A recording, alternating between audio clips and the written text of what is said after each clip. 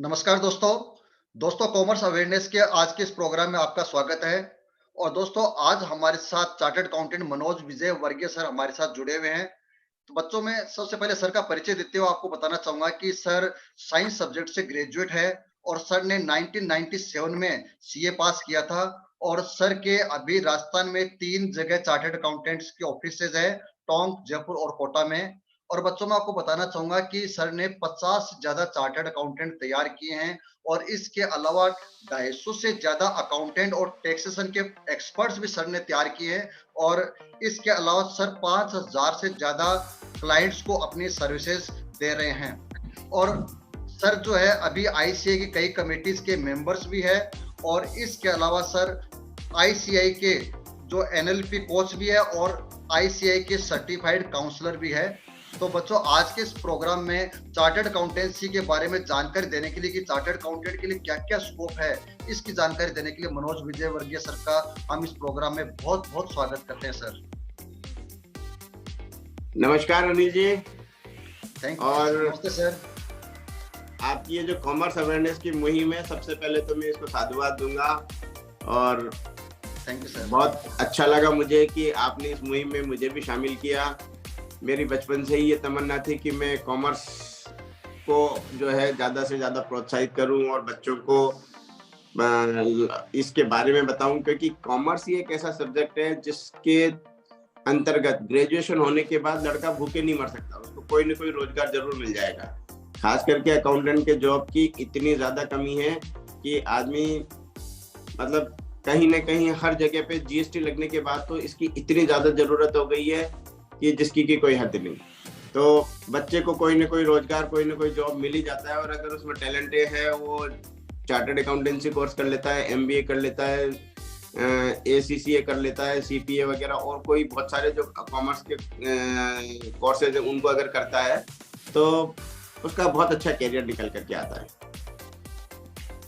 Sir हम अपने channel पे सर जो चार्टर्ड अकाउंटेंट कैसे बनते हैं, किस तरह से बच्चा तैयारी करता है, इसके बारे में हम कई बार जानकारी देते हैं। लेकिन हम आपसे जानना चाहते हैं, चूंकि आपका एक वर्किंग एक्सपीरियंस है और पिछले काफी सालों से आप प्रैक्टिस में हैं, तो सर आप ये बताइएगा बच्चों को कि एक चार्टर्ड अकाउंटेंट जो होता है वो अपने प्रोफेशन में क्या क्या काम करता है सर। सर देखिए, चार्टर्ड अकाउंटेंट जो ये दो सी और ए दो वर्ड लिखे हुए हैं, ये एक विश्वसनीयता का नाम है। 2017 में 1 जुलाई को चार्टर्ड अकाउंटेंट एक्ट पास हुआ था और हमारे इंस्टीट्यूट की स्थापना हुई थी। 2017 में हमारे यशस्वी प्रधानमंत्री जी इंस्टीट्यूट में पधारे थे और उसी दिन से जीएसटी भी लागू हुआ था। तब प्रधानमंत्री जी ने चार्टर्ड अकाउंटेंट को अर्थव्यवस्था का डॉक्टर बताया और ये बताया कि अकाउंटिंग और फाइनेंशियल फील्ड में एक चार्टर्ड अकाउंटेंट के सिग्नेचर की ताकत मेरे सिग्नेचर से भी ज्यादा है। ये अहमियत उन्होंने दी और इसके लिए हम हमारे प्रधानमंत्री जी को बहुत बहुत धन्यवाद देते हैं कि उन्होंने हमारे सीए फ्रेटर्निटी को एक बहुत बड़ा मान, बहुत बड़ा सम्मान दिया। आज की तारीख में चार्टर्ड अकाउंटेंट जो है वो उसका रोल बहुत जबरदस्त हो चुका है। वो कई फील्ड में अपने काम दे रहा है, जिसमें ऑडिट विशेषकर है। ऑडिट से मतलब ये होता है कि कोई भी व्यक्ति कोई व्यवसाय करता है जिसका एक सर्टेन लेवल के ऊपर टर्नओवर चला जाता है, मतलब वो एक 2 करोड़ से ऊपर की बिक्री करता है या वो कंपनी फॉर्मेट में अपना काम करता है, तो उसके अकाउंट्स पर जनता भरोसा कर ले, इसके लिए सरकार के पास इतने सारे ऑफिसर्स नहीं है कि वो हर एक आदमी के अकाउंट्स को चेक कर ले। तो उसने एक इंटरमीडिएटरी चार्टर्ड अकाउंटेंट बनाया जो जनता के लिए सरकार से पहले उसके अकाउंट्स को जांच करके उसकी विश्वसनीयता को साबित कर दे और अपनी ओपिनियन दे। सही को सही और गलत को गलत सत्यापित करने का पावर देती है सीए की डिग्री। आज की तारीख में किसी भी चार्टर्ड अकाउंटेंट के सिग्नेचर को ये माना जाता है कि ये डॉक्यूमेंट सत्यापित है और इस पर भरोसा किया जा सकता है। बड़ी बड़ी कंपनियों के चार्टर्ड अकाउंटेंट जब बैलेंस शीट को साइन कर देते हैं तो उन बैलेंस शीट के फिगर्स को देख करके, उनकी पोजीशन को देख करके लोग लाखों रुपया उस पर निवेश कर देते हैं। पूरा शेयर मार्केट चार्टर्ड अकाउंटेंट के सिग्नेचर के ऊपर चलता है। एक चार्टर्ड अकाउंटेंट अगर किसी कंपनी के रिजल्ट्स को या उसके प्रोस्पेक्ट को डाउन की तरफ डाल देता है तो शेयर मार्केट डाउन पर चला जाता है और अप पर कर देता है तो अप पर चला जाता है। ऑडिट के बहुत सारी ऑडिट के फील्ड हैं, जिसमें स्टैट्यूटरी, इंटरनल और stock audit, revenue audit, system audit, ये खासकर हैं। अभी रेरा में भी, रेरा से मतलब जो हमारे रियल एस्टेट के जो प्रोजेक्ट होते हैं, इनके ऊपर भी स्टेट गवर्नमेंट ने और सेंट्रल गवर्नमेंट ने कानून बनाया है, ताकि व्यक्तियों को समय पर उनके फ्लैट्स की डिलीवरी मिल सके और बिल्डर्स की मनमानी रुक सके। उसके लिए भी एक ऑडिट का प्रावधान किया गया है। प्लस एक बहुत बड़ा चेक चार्टर्ड अकाउंटेंट के हाथ में ये भी दे दिया है कि जो बिल्डर अपनी बिल्डिंग को बनाने के लिए, ग्रुप हाउसिंग को या जो भी प्रोजेक्ट उसने हाथ में लिया है, उसको बनाने के लिए जो पैसा खर्च करता है, उसका 70% अमाउंट चार्टर्ड अकाउंटेंट के सिग्नेचर के बगैर वो खर्च कर ही नहीं सकता।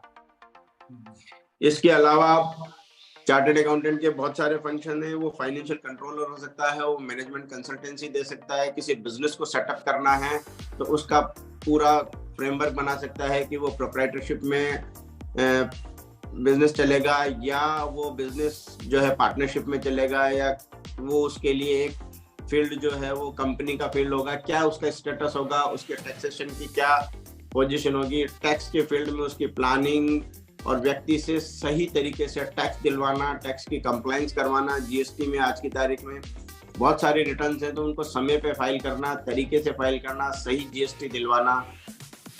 चार्टर्ड अकाउंटेंट की दोहरी भूमिका होती है, वो न केवल अपने क्लाइंट के प्रति फेथफुल होता है, बल्कि साथ ही साथ उसे सरकार के प्रति भी फेथफुल होना पड़ता है और एक मध्यम मार्ग पर चलना पड़ता है।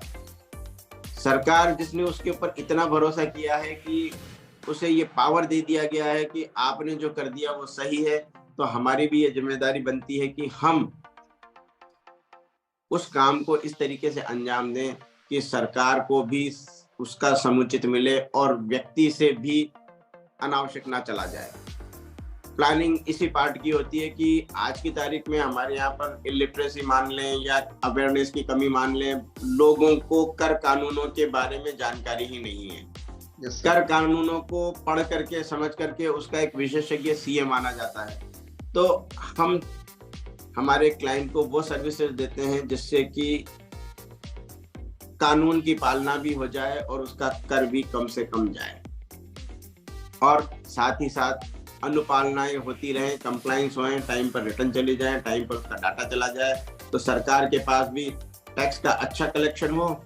सरकार जब टैक्स का अच्छा कलेक्शन करेगी तो निश्चित बात है कि बगैर टैक्स के कलेक्शन के कोई भी सरकार देश का विकास नहीं कर सकती और उसका डेवलपमेंट नहीं कर सकती। तो एक तरीके से नेशनल बिल्डिंग में भी एक वाहक बनता है सीए, जिसके लिए यूं बोला जाता है कि अर्थव्यवस्था का डॉक्टर। और मोदी जी ने उसी समय ये कहा कि जितनी देशभक्ति मेरे अंदर है उतनी ही देशभक्ति एक चार्टर्ड अकाउंटेंट के अंदर भी है, और वो देशभक्ति उनके कामों से, उनके साइन से, उनके इस सभी डेडिकेशन से रिफ्लेक्ट होती है। जीएसटी को जिस तरीके से आधा अधूरा सरकार ने इम्प्लीमेंट किया, हमारे इंस्टीट्यूट ने और हमारे सभी साथियों ने बहुत ही अच्छे तरीके से उसको झेलते हुए लोगों को समझा बुझा करके आज इस स्थिति पर ले आए कि जीएसटी से जो हमारा कलेक्शन हो रहा है उसी की वजह है कि हम इतने बड़े कोविड के सेटबैक के बावजूद भी वापस से उठ करके खड़े हो गए हैं। साथ ही एक चार्टर्ड अकाउंटेंट बैंकिंग में बहुत अच्छा रोल निभाता है कि किसी व्यक्ति को अगर फंड रेजिंग करनी है या लोन लेना है तो उसकी लोन की प्रोफाइल बनाना, किसी बिजनेस को सेटअप करने के लिए उसकी मशीनरी, प्रोजेक्ट रिपोर्ट बनाना, इन सब कामों को करके वो उसके एक बिजनेस को सेटअप करके उसको फाइनेंस अवेलेबल करा करके बिजनेस को रन करवाता है। उसके इंटरनल कंट्रोल को चेक करके बिजनेस को सेटअप करने के बाद उसको रेगुलर ठीक ढंग से चलता रहे, उसके ऊपर ज्यादा टैक्स बर्डन नहीं आ जाए और वो अपने प्रॉफिट को सही तरीके से वापस बिजनेस में प्लग करके और उस बिजनेस को ग्रो कर जाए। इसके लिए चार्टर्ड अकाउंटेंट उसके साथ कंधे से कंधा मिला करके चलता है। साथ ही आज जीएसटी में, इनकम टैक्स प्रैक्टिस में बहुत स्कोप है, जिसमें tax audit, GST audit, RERA audit, statutory audit, bank audit, bank statutory audit, bank के सभी ब्रांचेस की ऑडिट एक चार्टर्ड अकाउंटेंट के द्वारा, फिर उन सभी ब्रांचेस की ऑडिट को कंपाइल करके जोन की ऑडिट और जोन की ऑडिट करके पूरे बैंक की ऑडिट को भी एक चार्टर्ड अकाउंटेंट ही सर्टिफाइड करता है। और वो ये लोगों को बताता है कि इनके पास जो कुछ भी संपत्तियां हैं या लायबिलिटी है वो वास्तविक हैं और लोग उन पर भरोसा करके उनके साथ ट्रांजैक्शन करते हैं। बड़े बड़े ट्रांजैक्शन होते हैं, छोटे व्यवसाय से लेकर के बड़े व्यवसाय तक, हर व्यवसाय को आज की तारीख में चार्टर्ड अकाउंटेंट की जरूरत है। साथ ही इसके अलावा बैंकिंग में, फाइनेंशियल डिपार्टमेंट में और इकोनॉमिक डिपार्टमेंट में, फॉरेंसिक डिपार्टमेंट में, हमारे जो भी डिपार्टमेंट में जहाँ पर अर्थतंत्र को लेकर के या इकोनॉमिक को या फाइनेंशियल फिगर को लेकर के कोई भी सर्टिफिकेशन का काम आता है, आज सैकड़ों तरीके के फॉर्म्स हैं जिनके सर्टिफिकेशन सिर्फ चार्टर्ड अकाउंटेंट के द्वारा ही होते हैं। यदि आप विदेश में किसी को पैसा भेज रहे हैं, किसी से आपका पैसा आ रहा है, कोई माल मंगा रहे हैं, माल भेज रहे हैं, इन सब चीजों के लिए, या आपने कोई फाइनेंस लिया है, उन सब चीजों के लिए कहीं ना कहीं काफी हद तक चार्टर्ड अकाउंटेंट के सर्टिफिकेट्स दिए जाते हैं। तो एक चार्टर्ड अकाउंटेंट आज हमारी रगों में बस चुका है। और सबसे बड़ी बात आप देखिए कि इस प्रोफेशन की सबसे अच्छी बात क्या है कि हम सामने वाले व्यक्ति जो हमारा क्लाइंट है उसकी प्रॉस्पेरिटी चाहते हैं। ऐसा नहीं है, मतलब हम चाहते हैं कि ये आगे बढ़ करके कुछ इसका धंधा बढ़े, तभी हम उससे कुछ पाएं। वरना आज एक डॉक्टर का बिजनेस है, डॉक्टर ये मानता है कि ये आदमी बीमार पड़ गया है तब जाकर के उसको फीस मिलेगी, जबकि हमारे यहाँ पर है कि हम उसको हेल्दी वेल्दी बना देते हैं और वो वेल्दी बन करके आए तब वो हमारे को पैसा। तो एक तरीके से एक जनसेवा भी है, अच्छी कामना है, do good and have good को फॉलो करती है। अच्छा सर, हम इस चैनल के माध्यम से बच्चों को बहुत बार बताते हैं कि चार्टर्ड अकाउंटेंसी का जो कोर्स है वो दुनिया का सबसे सस्ता कोर्स है, इससे सस्ता कोर्स कुछ हो ही नहीं सकता। लेकिन सर मैं एक बात ये जानना चाहता हूँ कि जो बच्चे इसकी ट्रेनिंग में जाते हैं, आर्टिकलशिप में जाते हैं, तो क्या वहाँ पर बच्चों का कुछ खर्चा लगता है, संस्थान उनसे वसूल करती है, या फिर उनको मतलब संस्थान या फिर चार्टर्ड अकाउंटेंट उनको कुछ पैसा प्रोवाइड कराता है जो बच्चे ट्रेनिंग के लिए जाते हैं? अनिल जी, आपने एक बहुत खूबसूरत बात कही है कि चार्टर्ड अकाउंटेंसी का जो कोर्स है वो इंडिया के सबसे सस्ते कोर्सेज में है। और इसके साथ में मैं ये एक चीज और जोड़ना चाहूंगा कि ये इंडिया के कठिनतम परीक्षाओं में से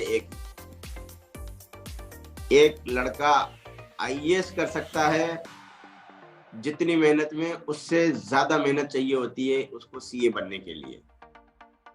सीए में कुल फीस जो है तीनों सालों में मिला करके 80 से 90 हजार रुपए की इंस्टीट्यूट फीस चार्ज करता है। और अगर वो बच्चा कोचिंग भी करता है तो 4 से 5 लाख रुपए में वो 3 साल में पूरा कोर्स कंप्लीट कर लेता है। साथ ही चूंकि ये कोर्स इस तरीके का कोर्स है कि इसमें प्रैक्टिकल नॉलेज और थ्योरेटिकल नॉलेज दोनों का समावेश किया गया है। और एक बच्चा जो चार्टर्ड अकाउंटेंसी की फाउंडेशन कोर्स करने के बाद आईपीसीसी का फर्स्ट ग्रुप या सेकंड ग्रुप या दोनों ग्रुप पास कर लेता है तो उसके बाद वो एलिजिबल हो जाता है 3 साल की आर्टिकलशिप ट्रेनिंग के लिए। आज हम ये देखते हैं कि हम किसी भी सब्जेक्ट को जब पढ़ते हैं तो पढ़ते समय पढ़ते पढ़ते ही हमारे दिमाग में एक इमेज आती है कि ये चीज है क्या। जैसे बुक्स ऑफ अकाउंट्स की बात आई या कंप्यूटर की बात आई या किसी भी चीज की बात आई, उसके अंदर अगर कोई चीज बताई जाती है तो जब तक हम उस चीज को फिजिकल रूप में नहीं देख लेते या अनुभव नहीं कर लेते, हमारी अंडरस्टैंडिंग उसके प्रति अच्छी नहीं होती है। और थ्योरेटिकली हम उसको रट करके पास हो जाएं वो एक अलग बात है, परंतु हम उसको अंडरस्टैंड नहीं कर पाते। इसी उद्देश्य से सीए के कोर्स को और इसके कैरिकुलम को इसमें थ्योरेटिकल के साथ साथ प्रैक्टिकल एस्पेक्ट भी जोड़े गए। बच्चा किसी भी चार्टर्ड अकाउंटेंट के पास जो एग्जाम पास करने के बाद काम उसको आगे करना है, उसी काम को करने के लिए उसको ट्रेनिंग दी जाती है। जब ट्रेनिंग के दौरान वो उन चीजों को जो वो थ्योरी में पढ़ रहा है उनको वहां पर लाइव देखता है, उसको ये समझ में आता है कि मुझे ये चीज पढ़ाई क्यों जा रही है, इसका प्रैक्टिकल इम्प्लीकेशन क्या है, मैं इसको क्यों पढ़ रहा हूँ, क्या इसका मुझे जरूरत पड़ेगी। जैसे मैं साइंस का स्टूडेंट रहा और हमने साइन कोस थीटा वगैरह सब कुछ पढ़े, मुझे आज तक समझ में नहीं आया कि मेरी जिंदगी में इसका क्या इम्पैक्ट रहा और कहीं कोई मतलब ही नहीं समझ में आया। परंतु डेबिट क्रेडिट बहुत लोगों को नहीं आया सर समझ में। हमारे जीवन में रोज होती है, मम्मी से पैसे लेकर के गए वापस दिए, डेबिट और क्रेडिट ट्रांजेक्शन हमारे डे टू डे की जिंदगी में है, यह व्यवहार में है। और अगर हम इन चीजों को हमारे प्रोफेशन के साथ साथ किसी चार्टर्ड अकाउंटेंट के ऑफिस में जाकर के, जैसे रिटर्न फाइलिंग है, इनकम टैक्स की रिटर्न फाइल करनी है, तो किसी सैलरी क्लास की रिटर्न हम जब किसी चार्टर्ड अकाउंटेंट के ऑफिस में जाकर के भरते हैं, तो सैलरी के वो प्रोविजन जो इनकम टैक्स में कैटेगराइज करे हुए हैं, हमें समझ में आते हैं कि ये क्यों दे रखे हैं और इनसे क्या टैक्स इम्प्लीकेशन होगा, और हम किस तरीके से टैक्स देंगे और किस तरीके से टैक्स बचाएंगे। उन सब चीजों को जब स्टूडेंट वहां पर लाइव देखता है, समझता है, तो उसकी अंडरस्टैंडिंग और उसकी उस सब्जेक्ट के प्रति जो डेप्थ है, नॉलेज है, वो बढ़ती है। और हमारे चार्टर्ड अकाउंटेंसी के कोर्स में मोटो भी यही रखा गया है कि लड़के के पास स्किल पैदा हो, उसकी इन डेप्थ नॉलेज हो। किसी को कोई एग्जाम पास करा करके डिग्री देने का यहाँ पर कोई उद्देश्य नहीं है। उद्देश्य है कि एक स्किलफुल बच्चा, लड़का जो चार्टर्ड अकाउंटेंसी का कोर्स किया है, उसने अपनी आर्टिकलशिप को पूरी तरीके से शिद्दत से की है, हो ही नहीं सकता कि वो मार्केट में आए और असफल हो जाए, चाहे वो उसका सर्विस का फील्ड हो, चाहे वो उसका प्रैक्टिस का फील्ड हो। साथ ही जो स्टूडेंट हैं उनके लिए मैं आपको थोड़ा सा बता दूं कि जो आपने सवाल पूछा था कि उनको मिलता क्या है। Yes sir. कोई भी बच्चा जो आर्टिकलशिप के दौरान आता है, उसको पहले साल में यदि वो ऐसे शहर में आर्टिकलशिप कर रहा है जहाँ की पॉपुलेशन 4 लाख से कम है, तो उसे पहले साल में 1000 रुपया, दूसरे साल में 1500 रुपया और तीसरे साल में 2000 रुपया प्रति माह न्यूनतम सीए के द्वारा दिया जाता है। काम की क्वालिटी और बच्चे की योग्यता के आधार पर ये स्टाइपेंड ज्यादा भी दिया जा सकता है, ज्यादा पर कोई रोक नहीं, न्यूनतम ये होना चाहिए। साथ ही यदि वो ऐसे शहर में हैं जो 4 लाख से और से ज्यादा की आबादी में है और 20 लाख तक की आबादी के हैं, वहां पर उसे प्रतिवर्ष 1500 रुपये पहले साल में, 2000 रुपये दूसरे साल में और 2500 रुपये तीसरे साल में दिया जाता है। और जो शहर 20 लाख से ऊपर की पॉपुलेशन है, जैसे बॉम्बे, दिल्ली, कलकत्ता, जो बड़े शहर हैं, क्योंकि वहाँ खर्चे भी ज्यादा हैं, इस हिसाब से वहां पर पहले साल में 2000, दूसरे साल में 2500 और तीसरे साल में 3000 रुपया दिया जाता है। ये सारी की सारी जो स्टाइपेंड की राशि है, ये नए सीए के कोर्स में सिग्निफिकेंटली चेंज हो गई है, और ये काफी ज्यादा हो गई है क्योंकि काफी टाइम पहले की बनाई हुई थी। अब किसी भी बच्चे को आने जाने ऑलमोस्ट इतना पैसा उसको मिल जाता है कि वो अपने आने जाने के खर्चे, अपनी किताबों के और अपने वेल टू डू के खर्चे सारे उसमें करे। तो इसलिए इससे सस्ता और इससे बेहतरीन और इससे ज्यादा वैल्यूएबल कोर्स मेरे ख्याल से अभी हिंदुस्तान में नहीं है। अच्छा सर, आप ये बताएगा कि जैसे जो बच्चे चार्टर्ड अकाउंटेंट बनते हैं, जो फ्रेशर्स होते हैं, उनको सर अभी इंडस्ट्री क्या पैकेज देती है और कुछ दिनों बाद ये पैकेज कहाँ तक चला जाता है सर? ये सर, अगर अभी जिस तरीके का सीन चल रहा है, अभी जितने भी बच्चे पास होते हैं उसमें से ऑलमोस्ट 85% बच्चे जो है वो सर्विस सेक्टर में चले जाते हैं। सर्विस सेक्टर में जाने वाले बच्चों को नॉर्मली 5 से 7 लाख रुपए का पैकेज इनिशियली मिल जाता है। ये एक एवरेज स्टूडेंट की बात है। और जो लड़के मेरिटोरियस स्टूडेंट हैं या जिन लोगों का कैंपस प्लेसमेंट हो जाता है, वो 10 से 12 लाख रुपए के पैकेज पर चले जाते हैं। और अपने 5 से 6 साल के अनुभव के बाद उनका रेम्यूनरेशन जो भी है या जो भी कंपनी उनको पैकेज देती है, वो बहुत ज़्यादा बढ़ जाता है। यहाँ पर मैं एक विशेष बात आपको ये कहूँगा कि किसी भी सेक्टर में चले जाएं हम, चाहे वो इंजीनियरिंग हो, चाहे वो डॉक्टरी हो, चाहे वो सीए हो, एमबीए हो, कोई भी हो,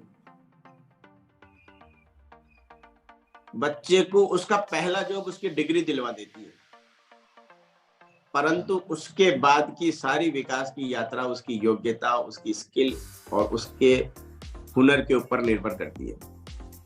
अब सीए की डिग्री ने चूंकि उनको एक बार जॉब दिलवा दिया, वहां पर उनकी परफॉर्मेंस, उनका जो रिजल्ट, वो क्या प्रोड्यूस करते हैं कंपनी को, क्या वैल्यू देते हैं, इसके ऊपर निर्भर करता है। और पाने वाले लोग तो करोड़ों रुपए में भी रेम्यूनरेशन पा रहे हैं। ये उस बच्चे के ऊपर निर्भर करता है कि उसने क्या सीखा है और अपनी सीखी हुई चीजों को वो कंपनी के लिए कितना इम्प्लीमेंट कर रहा है। इसके अलावा अगर हम ये देखते हैं कि बच्चे ने सर्विस सेक्टर को नहीं चुन करके और प्रैक्टिस के फील्ड को चुना, उसने सोचा कि मैं अपनी खुद की ही प्रैक्टिस करूंगा, तो जीएसटी आने के बाद एक बहुत सिंपल सी बात हो गई है कि अगर कोई भी लड़का अपना ऑफिस स्टार्ट करता है और ऑफिस स्टार्ट करने के शुरू के 1 या 2 साल के अंदर वो 200 जीएसटी के क्लाइंट और 500 इनकम टैक्स की या 200 इनकम टैक्स की रिटर्न भी हासिल कर लेता है किसी भी तरीके से लोगों से मिलजुल करके, तो ऑलमोस्ट उसकी 20 से 25 लाख रुपए साल की प्रैक्टिस हो जाती है, जो 2 लाख रुपए पर मंथ होता है। यहाँ पर आपको एक गणित में और भी बता दूं कि सर्विस सेक्टर में जाने के लिए नेचुरल है कि उसे राजस्थान से बाहर जाना पड़ेगा और वो दिल्ली, बेंगलोर, मुंबई बड़े शहरों में जाएंगे। वहां के 6 से 7 लाख रुपए के पैकेज हमारे यहाँ पर अगर वो अपने घर में रह करके प्रैक्टिस करता है 50,000 रुपए महीने से भी कम होते हैं, क्योंकि वहां उनके एक्सपेंडिचर इतने हो जाते हैं। तो अगर कोई भी बच्चा इनिशियली 50,000 रुपए से लेके 1 लाख रुपए महीने की भी प्रैक्टिस स्टार्ट करता है तो 4 से 5 साल के अंदर अंदर वो 3 से 4 लाख रुपए पर मंथ आराम से कमा लेता है। और सर्विस के फील्ड में भी अगर वो थोड़ा बहुत भी ध्यान देता है और चीज़ों को सीखता है, और प्लस अपने में ग्रो करने के लिए इंस्टीट्यूट ने चार्टर्ड अकाउंटेंट बनने के बाद भी बहुत सारे ऐसे कोर्सेज रखे हैं जो स्पेसिफिकली डिप्लोमा कोर्सेज हैं, या जैसे सिस्टम ऑडिट के लिए है तो डीसा किया हुआ है, या अगर आपको आर्बिट्रेशन में जाना है तो आर्बिट्रेशन का अलग कोर्स किया हुआ है, फोरेंसिक ऑडिट का अलग कोर्स किया हुआ है, बैंक की इंटरनल ऑडिट के लिए एक अलग कोर्स है। आप इन कोर्सेज को अगर करते चले जाते हैं और अपने टैलेंट को और बढ़ाते चले जाते हैं तो फिर स्काई इज द लिमिट। अच्छा सर, आप ये बताएगा कि जो चार्टर्ड अकाउंटेंट प्रैक्टिस में आते हैं वो जो फीस चार्ज करते हैं वो किस तरह से फीस चार्ज करते हैं, और मतलब बच्चा किस तरह से उसके आधार पर अपना मतलब कैरियर बना सकता है, मतलब अपनी खुद की प्रैक्टिस करने में? कोई भी चार्टर्ड अकाउंटेंट जो अपना ऑफिस खोल के बैठता है और काम करना शुरू करता है, तो मैं यहाँ पर एक विशेष बात आपको बताऊंगा कि यहाँ पर 2 कैटेगरी के स्टूडेंट होते हैं। एक स्टूडेंट वो होते हैं जिन्होंने आर्टिकलशिप की ही नहीं होती है। अच्छा। नॉर्मली एक ट्रेंड आजकल क्या चला हुआ है कि लड़के चार्टर्ड अकाउंटेंट के ऑफिस में जाकर के आर्टिकलशिप करने से कतराते हैं और वो ये सोचते हैं कि मेरे को पूरा टाइम पढ़ने का मिले और मैं पढ़ाई करके और पास हो जाऊं। तो वो कुछ ऐसे चार्टर्ड अकाउंटेंट्स को ढूंढते हैं जो बहुत ज्यादा काम जिनके पास नहीं होता है, वो जाकर के और आ जाते हैं और अपना काम करके और उस प्रैक्टिकल नॉलेज को लेते नहीं है, और उस प्रैक्टिकल नॉलेज को नहीं लेकर के सिर्फ एक डिग्री चार्टर्ड अकाउंटेंट की लेकर के बैठ जाते हैं। उस सिचुएशन में उनको अपने हस्ताक्षर, अपने काम और अपनी वैल्यूज का ही पता नहीं होता, तो वो ठीक से सिग्निफिकेंटली चार्ज नहीं कर पाते। परंतु वो लड़के जिन्होंने अपनी आर्टिकलशिप के दौरान अपने बॉस के लिए बहुत अच्छा काम किया हो, अपने ऑफिस के सारे काम को देखा हो, उनको ये ग्रैब आ जाती है कि मेरे इस काम से सामने वाले आदमी को कितना फायदा हो रहा है, मैं इस आदमी को कितनी वैल्यू दे सकता हूँ। या कोई क्लाइंट अगर आकर के ये कहता है कि साहब मेरा ये काम आप कर दोगे क्या, तो उसके पास हौसला होता है उसके हाँ भरने, हाँ मैं इस काम को कर सकता हूँ। तो जब वो उस काम को हौसले के साथ और अपनी नॉलेज और समझ जो उसने पहले 3 साल में लिए उस पर करता है, तो नेचुरल है कि उसकी जो फीस होगी वो उस चार्टर्ड अकाउंटेंट की फीस से बहुत अच्छी होगी। फीसेस जो भी हैं वो 1,000 रुपए से लेकर के 1 करोड़ रुपए तक कुछ भी हो सकती है, और काम के ऊपर डिपेंड करता है कि आप काम क्या कर रहे हो और सामने वाले को वैल्यू क्या दे रहे हो, वो आपसे क्या चाह रहा है, क्या नहीं चाह रहा है, आपने उसके लिए क्या बेनिफिट दिया है, आप उसका क्या काम कर रहे हो। अगर आप एक रूटीन का काम कर रहे हो तो रूटीन की फीस मिलेगी, और अगर आप एक्स्ट्राऑर्डिनरी काम कर रहे हो तो एक्स्ट्राऑर्डिनरी फीस भी चार्ज कर सकते हैं।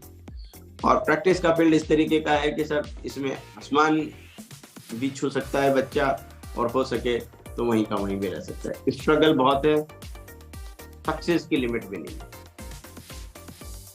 अच्छा सर, जो बच्चे सीए बन करके फॉरेन में जाते हैं उनके लिए किस तरह के स्कोप है सर अभी आज के दौर में? सर आज की तारीख में हमारे इंस्टीट्यूट ने, ICAI ने करीब करीब वर्ल्ड के सभी देशों में अपने इंस्टीट्यूट खोल दिए हैं और वहां पर वो फंक्शनिंग करते हैं। हमारा कोई भी मेंबर अगर वहां पर जाता है तो वहां पर उसको पूरी असिस्टेंस मिलती है, और कई देशों में तो हमारे चार्टर्ड अकाउंटेंट मेंबर्स की इतनी वैल्यू है जिसकी की कोई हद नहीं। अकाउंटिंग के फील्ड में आज की तारीख में इंडियन चार्टर्ड अकाउंटेंट की वैल्यू वैश्विक स्तर पर बहुत बढ़िया है, बहुत शानदार है।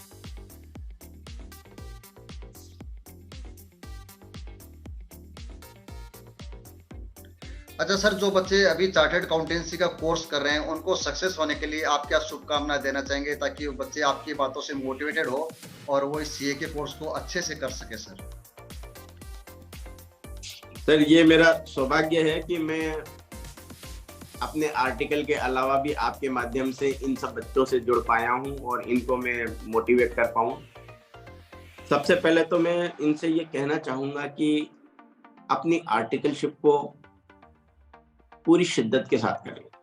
ये आर्टिकलशिप एक तरीके से आपके कोर्स में इसलिए जोड़ी गई है कि आपके अंदर बेहतरीन टैलेंट आए, आपकी स्किल का उभार। साथ ही आर्टिकलशिप को और थ्योरी को अगर जोड़ करके स्टूडेंट पढ़ता है, जैसे कि मैंने मेरे आर्टिकल्स के साथ में ये प्रयोग काफी बार किया है और मैं इसमें बहुत सक्सेस भी रहा हूँ, कि मैं जो भी काम मेरे आर्टिकल को दिया करता था तो मैं उससे ये कहता था कि मैंने ये जो काम तुम्हें दिया है अपनी बुक में जाकर के देखना कि ये कहाँ पर है और इसमें कौन कौन सी चीजें इस काम में लागू हुई हैं, उनको पढ़ करके आना और मुझे बताना कि ये कहाँ पर है। और जब बच्चा वो इस तरीके से स्टडी को आर्टिकलशिप मेरे काम से रिलेट करता था तो उसको ये समझ में आ जाता था कि कौन सा अकाउंटिंग प्रिंसिपल कहाँ पर लग रहा है, कैसे अप्लाई करना चाहिए, इनकम टैक्स का कौन सा प्रोविजन कहाँ पर लगना चाहिए, कैसे लगना चाहिए। उसको एक लाइव डेमो मिलता था, तो उसकी जो उस एक्ट के प्रति, उस अकाउंटिंग के या कोई जैसे पार्टनरशिप डीड ही लिखनी है, मैंने उससे कहा कि भाई ये पार्टनरशिप डीड बनानी है किसी क्लाइंट की, तो पार्टनरशिप एक्ट में जाकर के पढ़ करके आओ कि हम क्या क्या प्रोविजन रख रहे हैं और कैसे कैसे बनाएंगे और इसको क्या क्या हम और बेनिफिट एड लेस कर सकते हैं, इसकी ये प्रोफाइल है। तो जब बच्चा उन चीजों को पढ़ करके और उस चीज को बनाता था तो उसको सारे प्रोविजन एक ही बार में सारे याद हो जाते थे, क्योंकि उसने उसको प्रैक्टिकली कर लिया होता था। इसी तरह इनकम टैक्स में सैलरीड पर्सन की या बिजनेसमैन की कोई रिटर्न फाइल कर रहे हैं तो उसको क्या क्या डिडक्शन मिलनी है, क्या क्या छूट मिलनी है, इतनी ही क्यों मिलनी है, कैसे मिलनी है, उन सब का जब वो साथ के साथ पैरेलल स्टडी करता तो उसको समझ में आता कि ये चीजें होती क्या हैं। एचआरए, अगर मान लो जैसे किसी सैलरीड पर्सन को एचआरए का अलाउंस दिलवानी है, एचआरए थ्योरेटिकली बड़ा टिपिकल सा लगता है, परंतु जब हम उसको प्रैक्टिकली करते हैं और उसको समझाते हैं तो उसको वो प्रोविजन बिल्कुल सही समझ में आ जाते हैं। और ऐसी स्थिति में जब वो परीक्षा में, उस एग्जाम में, उस पेपर में उसका आंसर लिख करके आएगा तो वो आंसर उसका बिल्कुल सटीक जाएगा, ये मेरा दावा है। साथ ही मैं उन बच्चों से ये कहूंगा कि सबसे बड़ी समस्या क्या है हमारे यहाँ पर कि सर, ये चाहे सीए के स्टूडेंट हो या कहीं के भी स्टूडेंट हो, कोई भी छात्र जब कभी किसी भी परीक्षा को देता है तो इस बात से कोई फर्क नहीं पड़ता कि उस बच्चे को आता कितना है, उसने पढ़ाई कितनी करी है, क्या समझ करके आया है। नंबर हमेशा इस बात के आते हैं कि आपने उस 3 घंटे में अपनी कॉपी में क्या लिखा है। Yes, sir. आपने कॉपी चेक करने वाले को कितना बताया है कि मुझे इतना आता है। नंबर उस बात के आते हैं। आप एग्जामिनेशन हॉल के बाहर हो सकता है सबकी ज्ञाता हूं, परंतु अगर आपने अपनी कॉपी में उसको नहीं लिखा तो आपको नंबर नहीं मिलेंगे। सारा खेल उस 3 घंटे में आपकी मेंटल स्टेज का है। ज्यादातर बच्चे जो सक्सेस नहीं हो पाते हैं वो एग्जामिनेशन हॉल की हड़बड़ाहट, उनके अंदर का फियर और वहां पर जो अनफोर्स्ड एरर करके आते हैं उससे मर जाते हैं।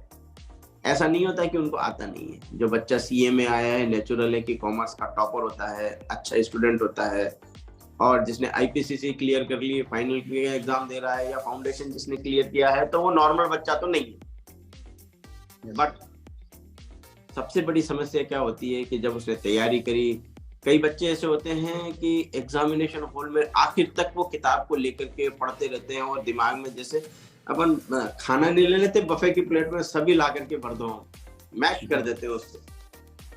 तो मैशी पोजीशन के अंदर जब बच्चा सारी नॉलेज को मैश कर लेता है तो वहां पर जब सवाल आता है तो वो उनको अपने माइंड से ड्रैग ही नहीं कर पाता प्रॉपरली। और जब उसने कॉपी में लिखा नहीं होता है तो एग्जामिनर को ये पता नहीं होता कि इसके दिमाग में क्या क्या है। वो सिर्फ उसने जो लिखा है उसी को चेक करता है और उसी के नंबर देता है। तो मैं हमारे जितने भी छात्र स्टूडेंट जो ये सुन रहे हैं उनसे उनको ये एक संदेश देना चाहता हूँ कि जब कभी भी परीक्षा देने के लिए जाएं तो परीक्षा देने जाने के आधा घंटे, कम से कम आधा घंटे पहले अपनी पढ़ाई को छोड़ दें। और जब परीक्षा देने जा रहे हो तो अपनी मानसिकता को ऐसी रखें कि मैं पिक्चर देखने जा रहा हूँ, एग्जाम देने नहीं जा रहा। उससे वो उसमें एग्जाम देते समय की जो हड़बड़ाहट है या वहां पर जो अनफोर्स्ड एरर होनी है उससे वो बच जाएगा। और कंसंट्रेट होकर के, फोकस्ड होकर के जब अपने एग्जाम को देगा तो निश्चित रूप से वो कुछ भी लिख करके आ सकता है जो उसने उस समय याद ही ना किया हो। ऐसा मेरे खुद के साथ भी हुआ। मेरे को जब मैंने सीए फाइनल का एग्जाम दिया तो मेरे ऊपर इतना प्रेशर था कि फैमिली सर्कमस्टांसेस के हिसाब से कि वो मेरे पास एक लास्ट अटेम्प्ट था कि मैं इसके बाद फिर शायद एग्जाम नहीं दे पाता। एग्जाम में मेरे 3 सवाल ऐसे आए स्टैटिक्स में जो मेरे को मेरी स्टडी टेबल पर भी मुझसे सॉल्व नहीं हुए थे, परंतु दिमाग इतना फोकस्ड हुआ वहां पर कि वो मुझसे वहां पर सॉल्व हो गए और मैं अपने एग्जाम में पास हो गया। सारा कुछ डिपेंड करता है आपकी वहां की एग्जामिनेशन हॉल की मानसिकता के ऊपर, आपने क्या लिखा है, कैसे लिखा है। और पढ़ाई कोई टैबू नहीं है। सबसे बड़ी बात यह है कि मैं हमारे छात्रों को एक और संदेश देना चाहता हूँ, अपने आप से कभी धोखा ना करें। आज अगर हम किताब खोल करके अपने माँ बाप को दिखाने के लिए बैठते हैं तो ये धोखा उनके साथ नहीं, हमारे अपने साथ। खुद के साथ ईमानदार रहें, ईमानदारी से पढ़ें। जब पढ़ने का मन नहीं करे तब ना पढ़ें। पढ़ाई उसी समय करें जब पूरी तरीके से फोकस हो, ताकि आपको ये समझ में आ जाए कि अगर आप फेल होते हैं तो उसका दोष नहीं पढ़ना होना चाहिए, पढ़ करके फेल होने से बुरी बात और कुछ नहीं। Yes sir.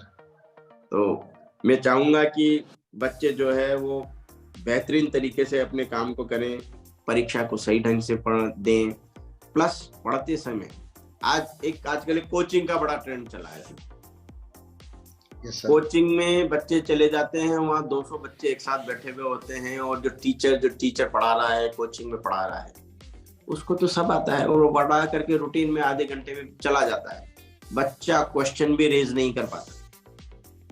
यदि आपको अपने मतलब सब्जेक्ट की अच्छी और इनडेप्थ नॉलेज लेनी है तो पहली चीज तो आर्टिकलशिप के दौरान किए हुए काम को अपनी थ्योरी से रिलेट करें, खुद अपनी अंडरस्टैंडिंग को बढ़ाएं। और अगर जरूरी नहीं है कि हर बच्चे का दिमाग इतना शार्प हो, अगर आपको कहीं रुकावट महसूस होती है तो कोशिश करें कि इंडिविजुअल ट्यूशन मिले। इंडिविजुअल ट्यूशन में हम हमारे ट्यूटर को वो बात कह सकते हैं जो हमें समझ में नहीं आ रही।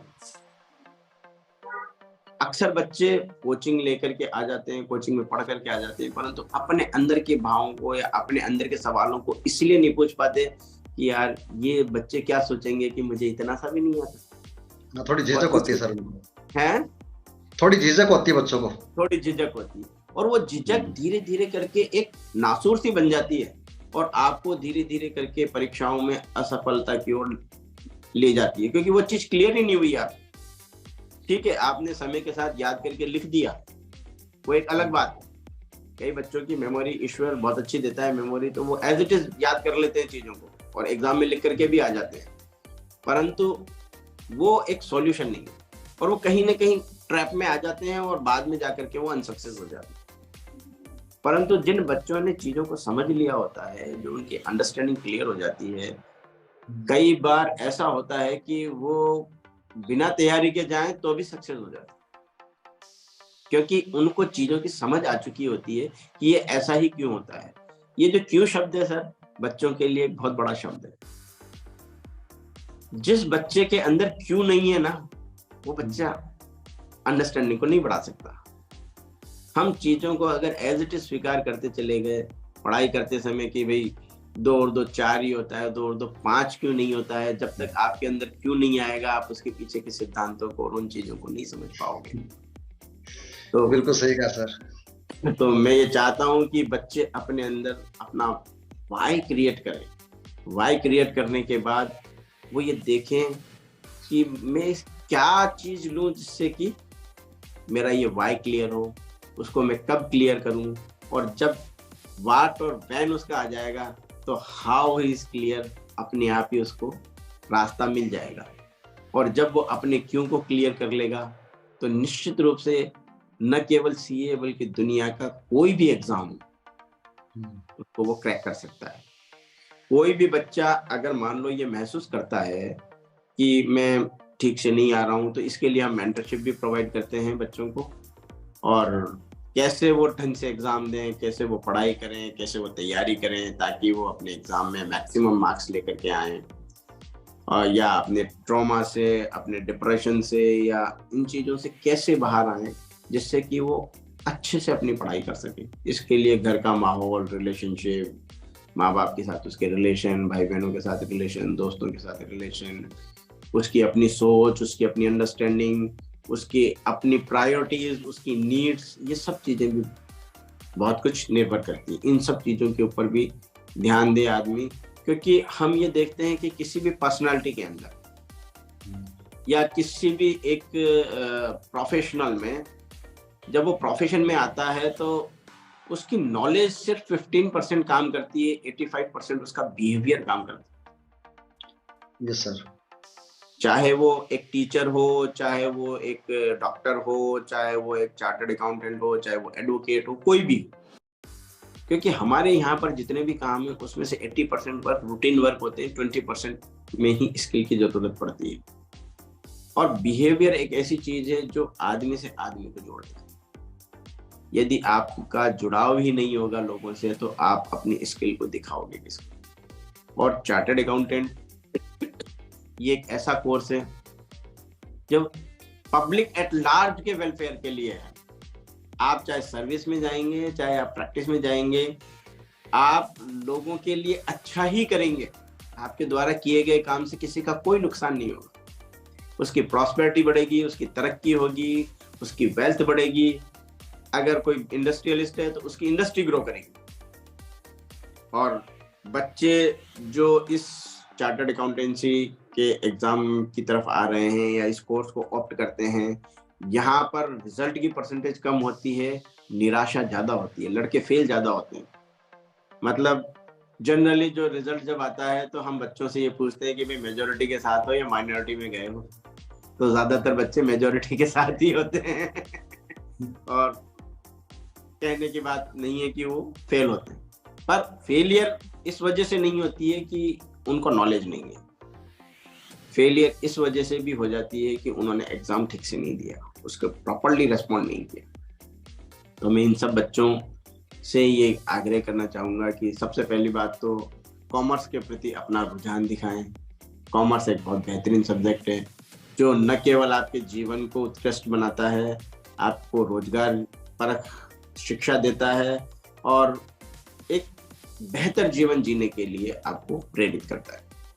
साथ ही अगर आप उसमें सीए बनने के लिए आगे बढ़ते हैं तो ये सोने पे सुहागा है।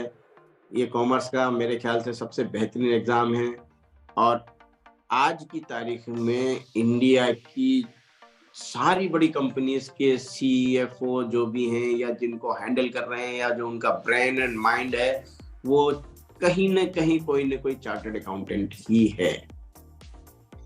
ऐसा कोई आर्थिक और वित्तीय क्षेत्र नहीं है हिंदुस्तान का जहां पर चार्टर्ड अकाउंटेंट की दखल ना हो, और न केवल दखल हो बल्कि उनका वहां पर अस्तित्व भी इस तरीके से है कि वो दिखाई देते हैं कि ये सारा काम इस आदमी की वजह से ही हुआ है।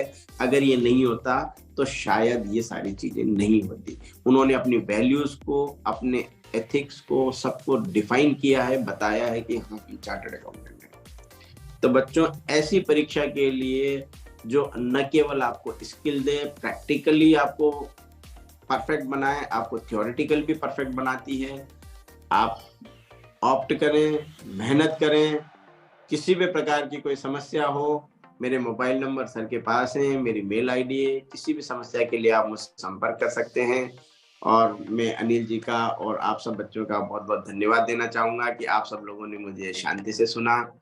और अगर मेरी आज की इस चर्चा के दौरान से या इस बात से एक भी बच्चा चार्टर्ड अकाउंटेंट बन जाता है तो मैं ये समझूंगा कि मेरा ये वक्तव्य, ये सब कुछ बातें सार्थक साबित हुई। धन्यवाद। Thank you sir. तो बच्चों, अभी आपने चार्टर्ड अकाउंटेंट मनोज विजयवर्गीय को सर को सुना। तो बच्चों, सर ने बताया कि चार्टर्ड अकाउंटेंसी का जो कोर्स है उसकी डिमांड, चार्टर्ड अकाउंटेंट्स की जो डिमांड है पूरी दुनिया भर में है, सभी तरह की कंपनियों में और फाइनेंस के सेक्टर में इसकी बहुत ज्यादा डिमांड है। लेकिन इस कोर्स की जो मूल आत्मा है वो है इसकी आर्टिकलशिप। तो सर ने जैसे बताया कि अगर कोई भी बच्चा आर्टिकलशिप में स्ट्रॉन्ग मेहनत करता है, कड़ी मेहनत करता है और आर्टिकलशिप में जो कुछ भी सीखा है उसने वो अपने थ्योरेटिकल कंटेंट से मिलान करके अगर पढ़ाई करता है तो निश्चित तौर से मान के चलेगा कि वो बच्चा एक दिन 100% इस कोर्स में सक्सेसफुल होगा और बहुत अच्छा अचीवमेंट, चाहे वो नौकरी में जाए चाहे वो प्रोफेशनल के रूप में रहे, वो अपना जो भी टारगेट है उसका फाइनेंशियल वो उसको अचीव करेगा। तो आज के इस प्रोग्राम के लिए मैं मनोज विजयवर्गीय सर का बहुत बहुत धन्यवाद देता हूं। और बच्चों, अगर अब आपने अभी तक कॉमर्स अवेयरनेस चैनल को सब्सक्राइब नहीं किया है तो आप इसे जरूर सब्सक्राइब कर लीजिए, ताकि आपको कॉमर्स अवेयरनेस के माध्यम से जो भी नए नए प्रोग्राम्स आते हैं, जो जो नई जानकारी आती है उसके बारे में आपको प्रॉपर जानकारी मिल सके। धन्यवाद।